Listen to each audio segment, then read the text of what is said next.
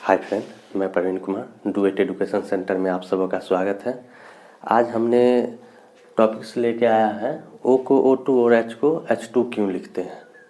ये सोचने वाली बात है कि हम H को सिर्फ H क्यों नहीं लिखते हैं, O को सिर्फ O क्यों नहीं लिखते हैं, O के साथ हम 2 क्यों लगाते हैं। तो यही सब हम समझेंगे कि H को H2 क्यों लिखते हैं और O को O2 क्यों लिखते हैं, या जैसे नाइट्रोजन को जब हम लिखना रहता है तो हम N2 से दर्शाते हैं। तो इन सब बातों को हम आज समझेंगे।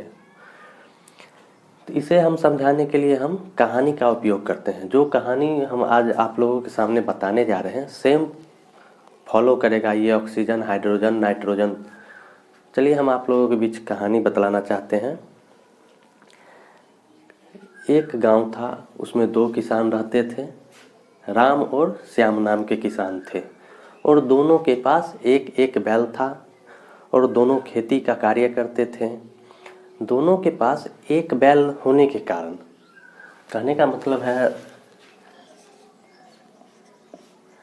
राम और श्याम, इनके पास भी एक बैल और श्याम के भी पास एक बैल।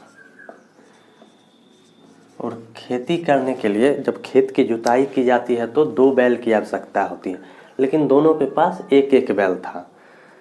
तो इस वजह से वो अपनी खेत की जुताई नहीं कर पाते थे और बीज को नहीं बो पाते थे। तो एक दिन राम ने सोचा हम क्यों न जाए श्याम के पास और श्याम से एक बैल हम मांग ले। तो राम जाता है श्याम के पास और कहता है भाई हमें तुम एक बैल दे दो, हम अपनी खेत की जुताई करेंगे।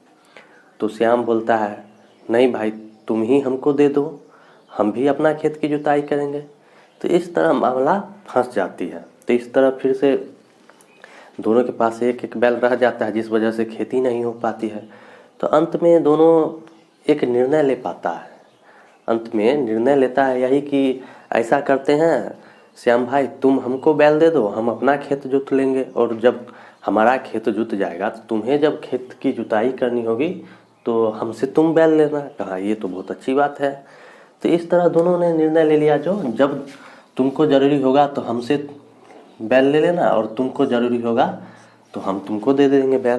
तो इस तरह दोनों का कार्य होने लगा और दोनों एक दूसरे की सहायता से अपने खेतों की जुताई करने लगा और सुखी पूर्वक जीवन व्यतीत करने लगा। ठीक इसी तरह का केस ऑक्सीजन और हाइड्रोजन या नाइट्रोजन के साथ होता है। उसे अब हम देखते हैं। देखिए, इसको समझने के लिए पहले हम नाभिक और कक्षा की चर्चा करते हैं। जैसे ये नाभिक है तो नाभिक में प्रोटॉन और न्यूट्रॉन रहता है और चारों ओर इलेक्ट्रॉन चक्कर लगाते रहता है। ये जो है चारों ओर इलेक्ट्रॉन इसके चक्कर लगाते रहता है। न्यूट्रॉन पे कोई चार्ज नहीं होता है, आवेश विहीन होता है, जैसा कि आपने पीछे के क्लास में पढ़ चुका होगा। और प्रोटॉन पे प्लस चार्ज होता है और इलेक्ट्रॉन पे माइनस चार्ज होता है। तो इसको हम नाभिक बोलते हैं।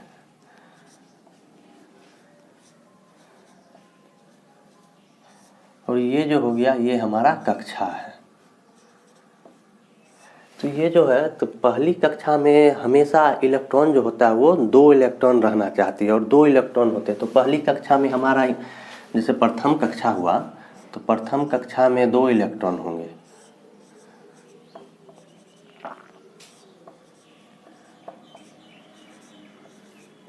और अंतिम कक्षा में 8 इलेक्ट्रॉन।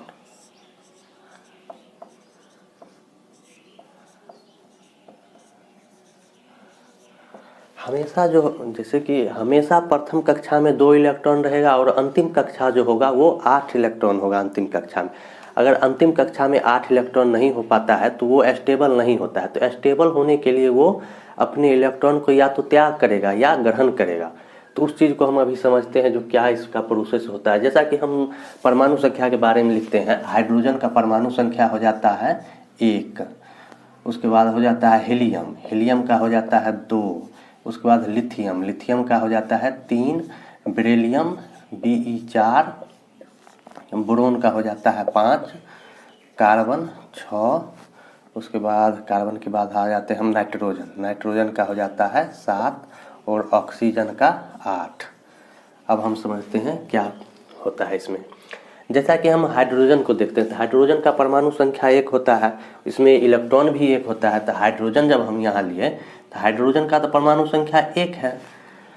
तो ये इसको हम जब इलेक्ट्रॉन की चर्चा इसमें करेंगे तो 1 इलेक्ट्रॉन है, तो इसमें हमारा यहाँ पे कितना 1 इलेक्ट्रॉन हो गया।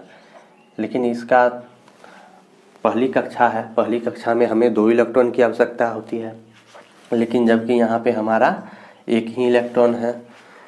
तो इस केस में होता है जो या तो ये अपने इलेक्ट्रॉन का त्याग करेगा या ग्रहण करेगा। लेकिन ये जो है 1 इलेक्ट्रॉन है, लेकिन इसको होना है 2 इलेक्ट्रॉन। तो आसपास में किसी से तो ये ले नहीं सकता और न किसी को दे सकता है, क्योंकि यहाँ पे कोई और कक्षा है ही नहीं। तब यह हाइड्रोजन दूसरे हाइड्रोजन के पास जाता है। तो दूसरे हाइड्रोजन के पास मान लीजिए जो इस हाइड्रोजन के पास गया, तो इसके पास भी तो 1 ही इलेक्ट्रॉन है, इसका भी परमाणु संख्या 1 है, तो 1 इलेक्ट्रॉन इसका है। तो इस केस में होता है, कहता है ऐसा करो जो हमको तुम अपना इलेक्ट्रॉन दे दो और हमारा तुम इलेक्ट्रॉन ले लेना ज़रूरत के अनुसार। तो यहाँ पे हम इलेक्ट्रॉन को हम ये पॉइंट के द्वारा दर्शाते हैं। 1 इलेक्ट्रॉन इस साइड हो गया है। तो ये दोनों जो होता है, तो दोनों कहता है हम कैसे आपसे जुड़ेंगे, तो कहता है जुड़ने का उपाय भी है। तो कहता है थोड़ा सा आगे तुम बढ़ो, यहाँ है तो इसको यहाँ से हम इसको आगे बढ़ाते हैं। तो थोड़ा आगे ये बढ़ा और फिर H का ये थोड़ा आगे बढ़ा और इस तरह ये आपस में बंधन कर लेता है। तो ये अपना इलेक्ट्रॉन को 2 पूरा कर लेता है।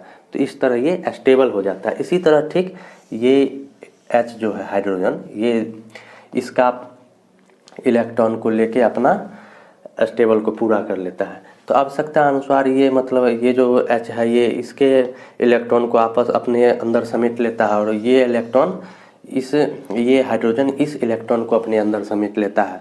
इस प्रकार से ये अपना स्टेबल को पूरा करता है। तो इसीलिए हम हमेशा H को H2 लिखते हैं, क्योंकि 2 H जो है आपस में जुड़ा होता है। दोनों H का जो इलेक्ट्रॉन है वो हमेशा जुड़ा रहता है, इसी वजह से हम हाइड्रोजन को H2 लिखते हैं।